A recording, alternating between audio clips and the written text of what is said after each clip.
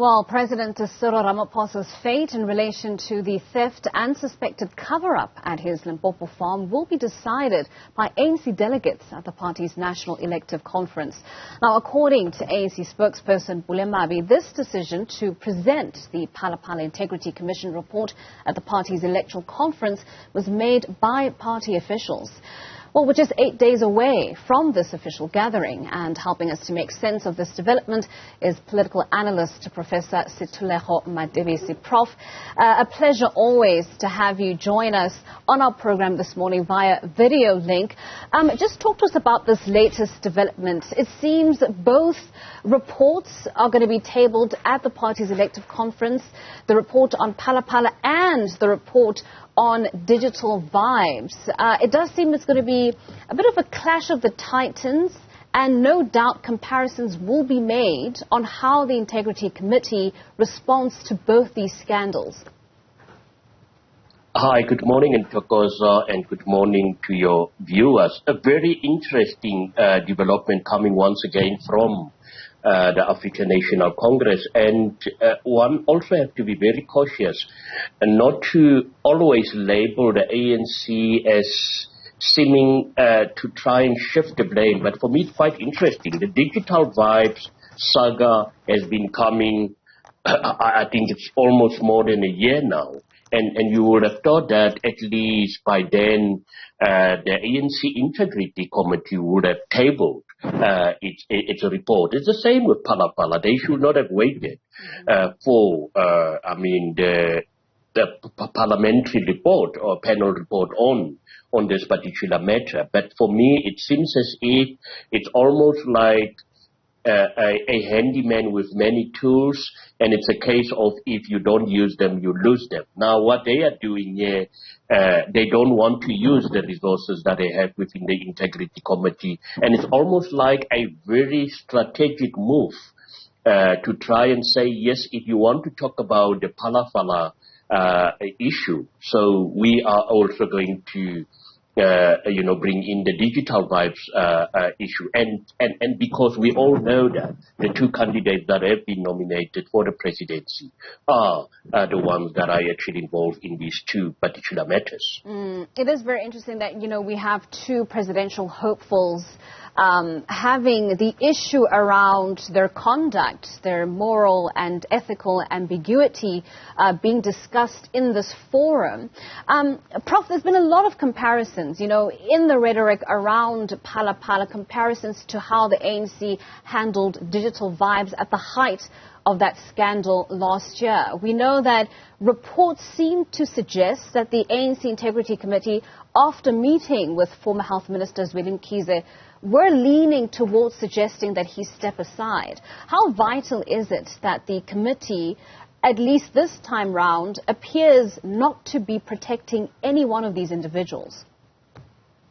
Yeah, it's quite interesting, and also very interesting because Dr. Mkhize has not been charged formally.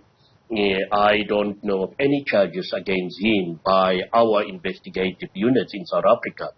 And it's similar. I mean, yes, serious allegations, and under normal circumstances, we should not even have debated or make any pronouncement about these particular matters, because in any other society which values ethical leaderships, by now, both President Cyril Ramaphosa and Dr. Mkhize should not even have attempted to vie for the presidency within the African National Congress. But it is all about the context, it is all about the internal dynamics within the African National Congress. If you remove both of them, the question is, who is so clear that will take over the lead? But it's a very unfortunate position, and I like what you have highlighted about this issue being discussed at a national conference. Actually, it's an own goal by the African National Congress, because what they are going to do is actually giving free, exposure to all these negative things. You would have thought that these matters would have been finalized before. And we all know what happens at these elective conferences. It will be banners, T-shirts, singing and all that, crowding out the others. I do not foresee a possible conclusion unless if a compromise will be reached, and as I've indicated, that is the strategy from those within the majority numbers within the African National Congress. No, you're completely right, Professor. It does seem that this is all just a recipe for disaster. The ANC, of its own volition, creating its own political storm, heading into an all-important conference. I mean, what can they hope to achieve, creating a sort of tenuous environment like that?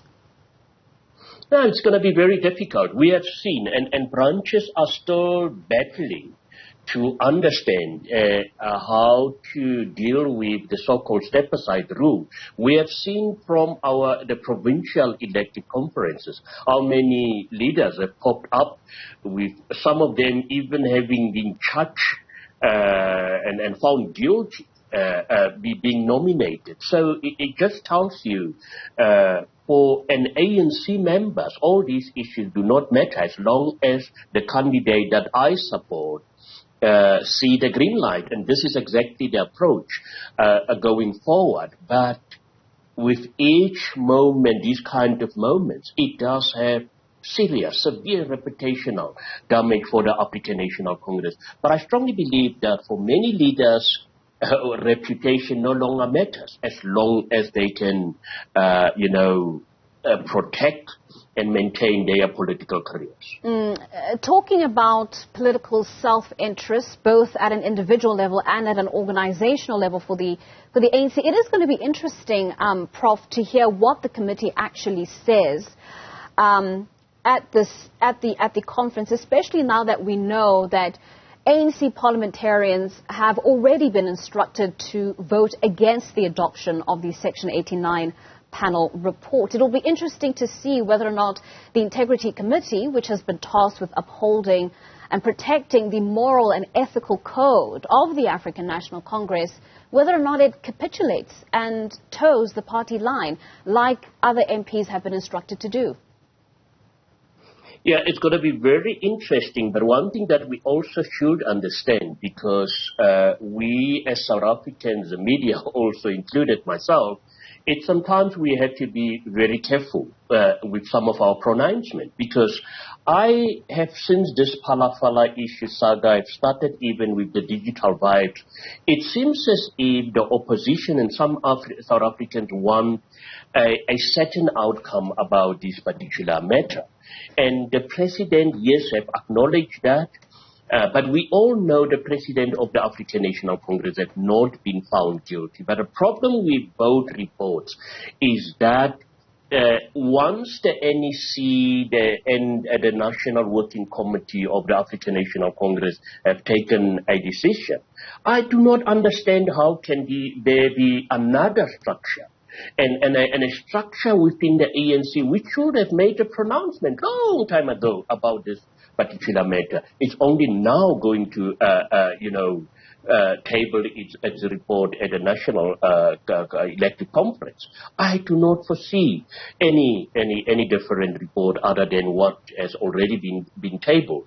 And just very briefly, Ntokozo, what I have noted, some of these ANC leaders who have now suddenly found their lost voices, which have been lost during the previous presidency or leadership of regime of the African National Congress, is disingenuous, because they have been keeping quiet when a lot of things went wrong within the organization, within the country. But today they are very bold to come and criticize, even using strong words such as mafia decisions, when the ANC within its own structures have taken a collective decision. That have always been the African National Congress.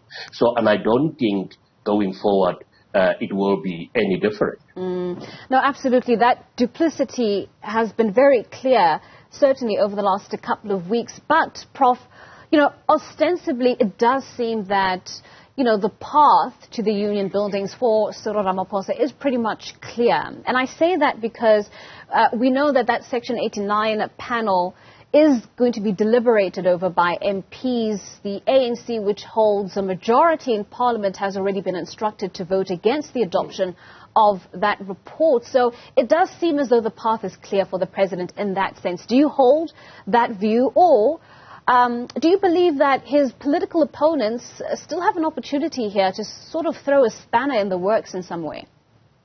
Most definitely. As I've indicated, the ANC finds itself with too many of its leaders facing either jail or an end to their political careers. And it's a very dangerous situation. I can't see that they will now just back. And all these others who have been making noise, I even saw way before the NEC make a decision that there will be this time around very brave ANC MPs who will state openly that they are going to vote and support, this panel report, because they've got nothing to lose. There are MPs who will not return should President Cyril Ramaphosa get a second term.